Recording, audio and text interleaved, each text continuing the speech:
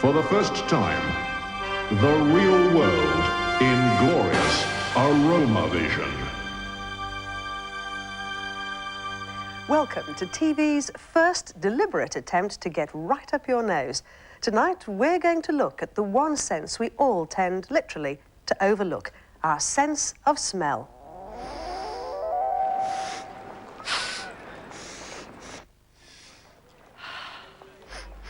Even if you haven't got one of these special ITV aroma packs from this week's TV Times, we've got plenty to keep you intrigued as we investigate the role of our noses, and you're going to be surprised at what they get up to.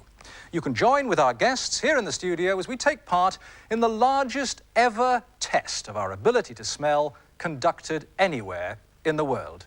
So let's hear straight away from someone who says he can't smell at all. Peter Murdoch in our second row. Do you miss your sense of smell? Not that I know of. Have you ever had one? I don't think so. It's something I think I realised when I was perhaps 12 or 13 years old that I hadn't got a sense of smell. I'm not aware that I've ever missed it. I'm not aware that I ever had one. But of course, one of the advantages is that Peter doesn't have to smell old socks or rotten old kippers either. But nasty smells have their uses. Would you believe in creating the foundation for the world's most exclusive perfume?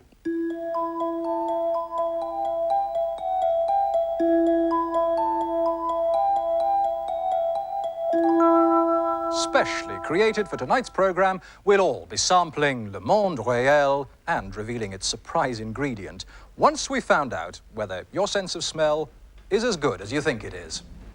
Now, for that biggest ever smell test, and we're going to use the first 3 pads on the aroma pack. It's best if you cut along the dotted line to separate the smells. Keep each little card after you've scratched it, because we'll be using some of them more than once. Remember, you only need to scratch the little pad very lightly with your fingernail to get the full effect. And here's the symbol to tell you to get scratching. This one is obviously for number 1, and after you've had a whiff, pass it round. You'll find that there are a list of choices for each pad on page 15 of this week's TV Times. The choices for number 1 are leather, burnt rice pudding, pineapple, rotten eggs. We'll tell you the answer in a few minutes. Well, everybody in the studio is busy scratching and sniffing, and you should hear some of the suggestions. Now, if any of you at home are feeling a little self-conscious doing this, do take it from me, there are places where they take this sort of test very seriously.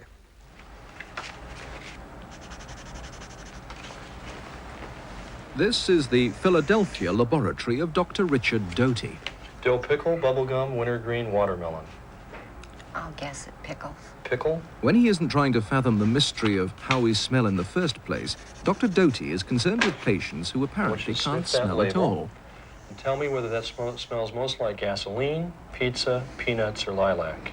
I can't tell. You can't detect anything? No. Okay, I still need to have you make a guess or the best choice that you can come up with here. Gasoline. Gasoline? Dr. Doty's scratch and sniff pack with its 40 smells is now recognized as a valuable scientific research tool. And our studio guests have all been through the 40 smell scratch and sniff test, and we'll have the results for you in a minute or two, because joining us tonight on the programme, he's flown in specially from Philadelphia to be with us, is Dr. Richard Doty. Richard, do people in America really use that 40 smell test seriously? Oh, yes, they do. It's used in about 600 clinics in North America. It's used by neurologists, otolaryngologists, or nose and throat specialists to establish smell loss. So it's rather like what, like an eye chart for the nose? Exactly, right. You can quantitate or establish a numerical value of a person's ability to smell using that test. What can the people at home and in the audience get from just 3 smells? Well, obviously, it's not a clinical test of any sort, but they can learn a lot about their ability to smell by just trying to smell those 3 things or a few things. So it's worth carrying on with the experiment? Absolutely. All right, you two, let's get back to our own aroma pack, and let's move on, if we can, to smell number 2. The possibilities are mint, gingerbread, cut grass, and strawberries. Well, while everyone's busy making up their mind what they think it is, Richard, what percentage of people either can't smell at all or are smell blind? Generally, about 1% of the population is believed to have a smell loss. When you get older, it becomes a much larger proportion of people. Between the ages of 65 and 80, 1 out of 4 people can't smell, and after the age of 80, about 1 out of two people can't smell. Does it really matter, or is it just one of those extraordinary things that sometimes occur? It really does matter. Much of what you perceive in the pleasure of eating is dependent upon the sense of smell. In addition, detecting leaking gas or burning on the stove or smoke in your home can be very dangerous if you have no sense of smell. So, how do you feel you're doing? Well, you're ready for smell number 3. And after this one, we'll find out our results so far, and you can check how you're doing against our studio guests here. And the possibilities are fresh mushrooms, soap, cheddar cheese, cherries. While everybody's trying to make up their minds, let me tell you that our guests here in the studio did surprisingly well in Richard Doty's 40 smell test. Surprisingly well, he says, for a British group. Almost as well as he expected the Americans would. After all, they know what dill pickle is, don't they? But what is interesting is that 7 out of the 10 people who didn't do so well are heavy smokers. Now, of course, that doesn't count Peter, who didn't get any of them right at all. So we can't report a miracle as far as you're concerned. Now, back to that 3 smell test that everyone at home and here in the studio is doing. And can I ask you to take your mind back to that first scratch and sniff pack? Who thought that it was leather? You thought it was leather? What leather over there? You're wrong. Margaret thought it was leather. In fact, the answer was burnt rice pudding. Did anybody actually not get it apart from those 3? Anybody not get it at all or couldn't choose? Oh, quite a few. Number 2 now. Answer, strawberries. Easy enough. Oh, no. Don't all rush. We're interested in the ones who didn't get strawberries. Hands up, didn't get strawberries. Oh, there's a pattern emerging, is there not? OK, and the answer to number 3, which is the one I've found the hardest, is mushrooms. Good. Who didn't get mushrooms? Right, thank you, everybody. And whilst all at home are sorting out how well they did, let's have a word with 1 or 2 who didn't do so well. You, madam, at the end of the front row, you actually got one of them wrong, at least. Do you think you've got a good sense of smell? I do. I think I've got a very good sense of smell. I was quite surprised. Gentleman in a white shirt. You got the first 2 wrong, I believe. That's right, yes. How good is your sense of smell? Pretty poor, actually. I find that I can only smell things that are very strong. How do you live with this? Do you find it frustrating, or is it something you've got used to? Well, it's something I've got used to, really, over the years. You know, I've done without a sense of smell. You just grow to live with it. Let's have a word from Peter Murdoch over in our middle row. Peter, has there ever been a situation where you have positively regretted not having a sense of smell? Yes, there have been certainly domestic situations. I recall one occasion of a casserole which was totally ruined. I was completely unaware of it until my wife walked in, and needless to say, was not pleased. Richard, does it often come as a big surprise to people to find out that they actually haven't a very good sense of smell? Depends on the people, but certain disease states are associated with a distortion of the sense of smell. And sometimes the people don't know that what they're smelling doesn't smell that way to other people, and they don't even know they have a problem. People who have a frank loss of smell function often haven't been paying attention to those sorts of things and aren't aware of it. So it comes as a surprise when they're tested and it's found they have a problem. Now, what would you say to someone like Peter who actually has no sense of smell at all, or to the other ladies that have lost it over the last few years? Do you think there is any hope for them? Well, it depends on the cause of the loss. In some cases, there can be operations or medical treatments that can be made, but in the majority of cases, there's neurologic damage and nothing can be done. But I would say that they should be aware that they're not alone in the world. There are many people with these same problems. And secondly, it's important to realize that they can, that they should do things about it in terms of watching out for leaking gas, being careful about spoiled food, and so on. Now, we must emphasize, don't get worried if you at home have failed to get the first 3 right, because it is surprising how many of us have noses that are not fully up to scratch. But sometimes those who can't smell, of course, are the lucky ones. Let's take a break. It seemed I just wasn't wanted. Even when the nice girl downstairs had a party, she didn't ask me. Then a friend told me what was wrong.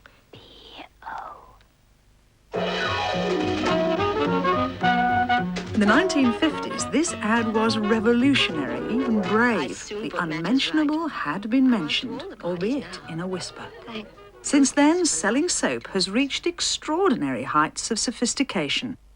All over Britain, housewives have been responding to our challenge. Can you sense the power in new, dynamic, real world?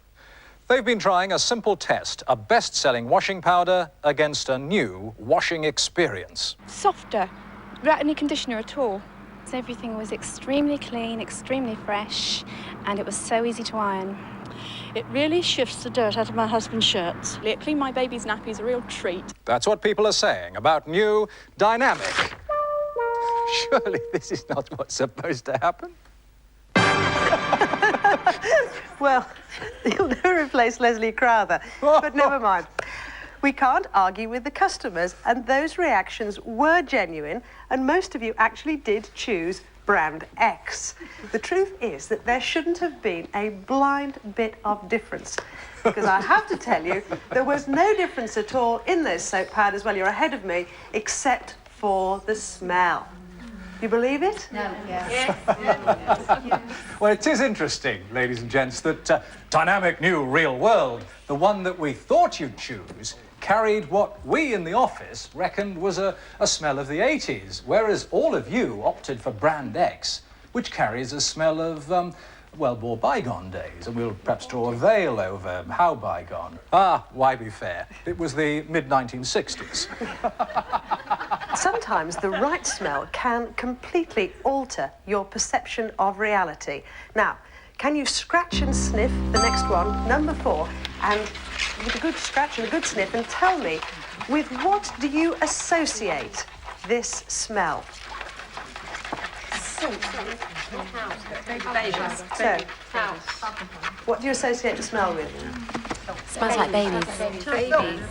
Number 4 on our pack is actually the smell of talcum powder.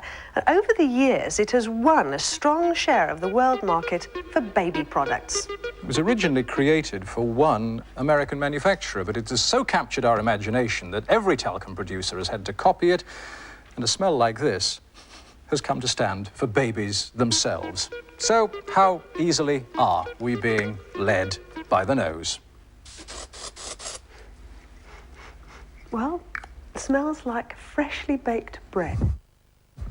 Smell manufacturers now have a booming business supplying fragrances to supermarkets who believe that their sales of bread do dramatic things when their shoppers' noses tell them that the oven is just around the corner, when frozen chickens smell like fresh poultry, and when there's just a whiff of the fishmongers over the fillets in the freezer.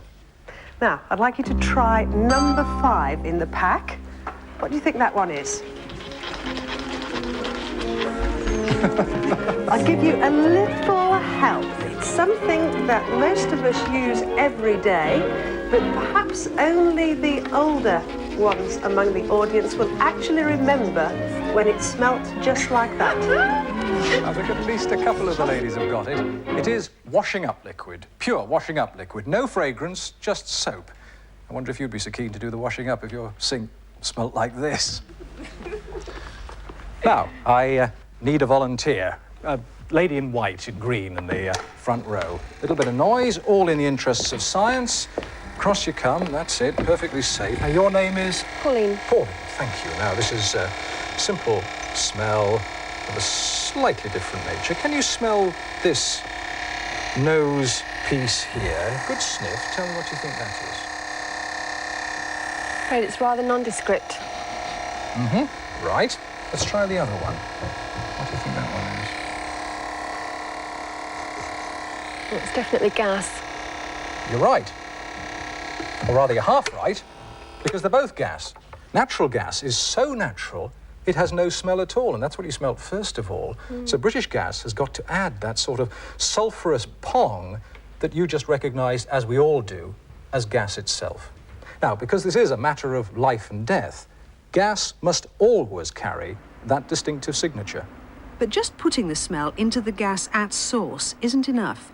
It's vital the smell reaches all the parts of the national grid and remains at a constant level.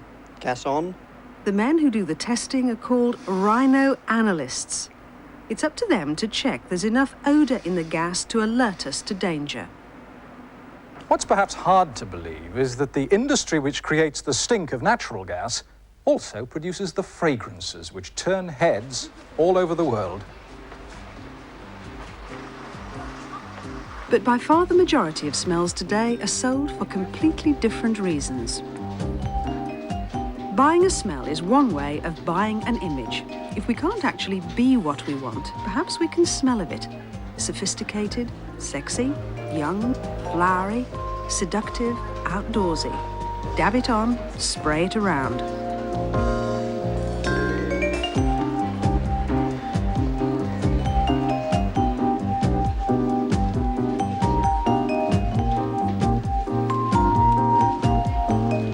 In Britain, the fragrance market is worth £200 million. In America, it's an astonishing $2 billion. So, in this extraordinary industry that combines mystique with technique, how do you go about commissioning a new perfume? The first step is to think of a title. Obviously, ours had to be Le Monde Réel, the real world. The second was to go along to PPF at Ashford in Kent, one of the world's largest manufacturers of fragrances. Mike Evans, the senior perfumer. Well, I have a nice fragrance here I'd like you to smell. I think that if we based our ideas on this particular concept, it wouldn't be a bad thing. It's quite a fresh, young sort of smell. It's quite pleasant. Let me show you this aldehyde, C11. I think if we were to use this in the fragrance, it would help give freshness and diffusion to the top note. It's perhaps not the most pleasant of odours. It's very unpleasant. Most unpleasant.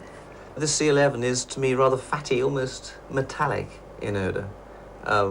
Very intense, and we only use a small amount of it.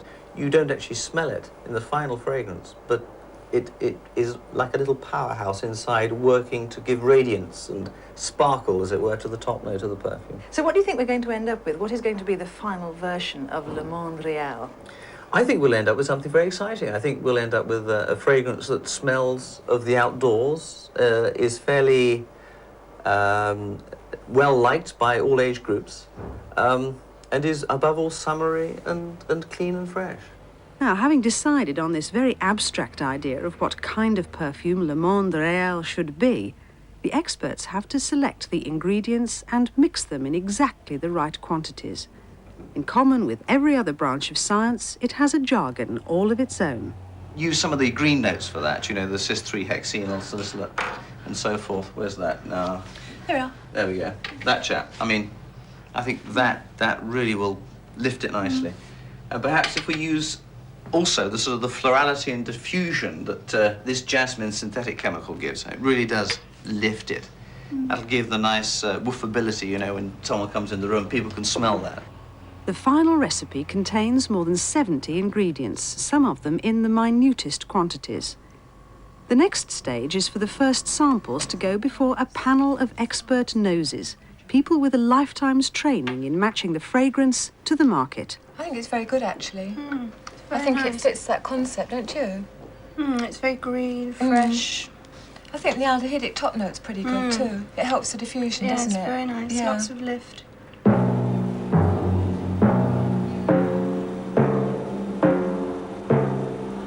One of the biggest shocks is to see the stuff we buy by the ounce being manufactured in bulk. Tanks that hold up to 10 tons of any one ingredient occupy 2 enormous floors at PPF. Stainless steel pipes carry the ingredients down into this enormous room. It's a fragrance factory. Here they've got everything from the traditional lavender, cyclamen, lime, even some grapefruit. In all, there are more than 3,000 ingredients from which to choose. And it's a good job in this business that a little can go a long way, with some essential oils costing more per ounce than gold. Look at this Rose Otto from Bulgaria. Just this small flagon worth more than $3,500.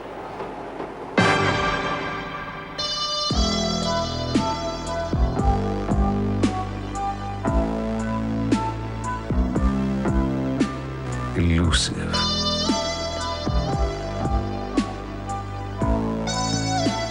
mysterious, irresistible, priceless. Le Monde Royal, the world's most exclusive fragrance. We're just not being fair, are we? Making it so exclusive you can't buy it. But you can try Le Monde Royal by scratching smell number 7 on the aroma pack. You like it? Mostly you like it? Yes. Mostly they like it. So it seems as though you've got your first 3 customers, Mike, if you ever want to go into production. Peter, if your wife wore that, would it make any difference? Sadly, none at all. What a shame. Now, of course, if Peter lived in the United States, it's just possible that he might receive a more understanding response to his condition. Debbie Strohmeyer is typical of the hundreds of patients who visit Richard Doty's Philadelphia laboratory each year. This complex carousel of glasswork dispenses a variety of carefully controlled smells at different strengths. What we call an olfactometer, and we're going to use this to test how sensitive you are to odors. So the first thing I'm going to ask you to do is put on this mask. That's going to block your vision of what port we're presenting to you at any one time. And now the patient will pop the 2 outlets nearest to her up her nostrils. Okay, reach your hands up. She'll release the smell sample. And just as an optician analyzes a patient's eyesight by comparing preferences for one lens or another, a second smell outlet immediately provides a choice. Tell me which the first one or the second was strongest, even if you can't tell any difference, please guess. Though there may be substantial differences in the intensity of the 2 smell samples, many patients find it difficult to tell one from another. Now this machine is going to measure nasal air. Another lab test is designed to indicate whether there's a pattern to the way air flows up our noses. In other words, as we breathe, do we always use our nostrils in the same way? Now, on this equipment, patients with big noses present special problems, but the Philadelphia team explain it all very diplomatically. So if the machine doesn't do the job we want it to do, you know, it's really a design problem, okay?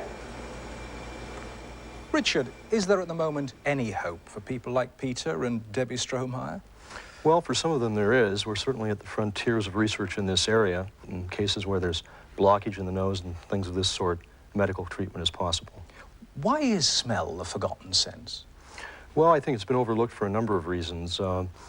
In particular, people take it for granted. They eat and enjoy meals and so on, but aren't aware of the sensory systems involved. And it's only after they lose their sense of smell they really appreciate the fact that they have it. And yet when you think about it, it can trigger so many things.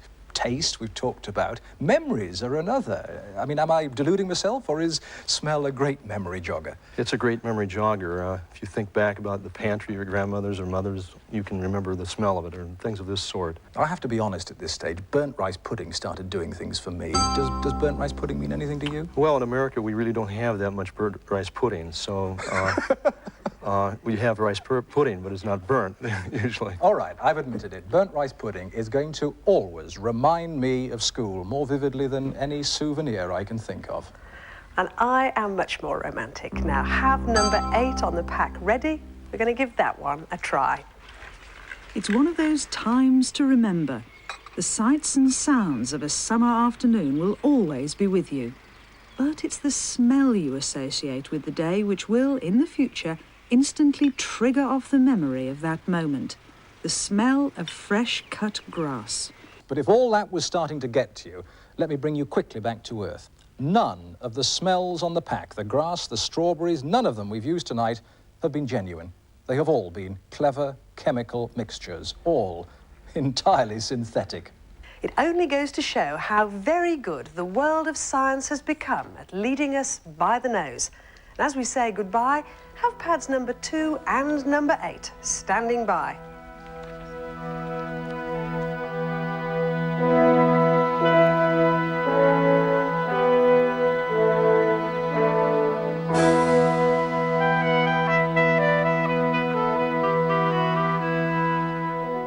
Next week, The Real World takes a look forward in time to the cars and extraordinary products of the year 2000.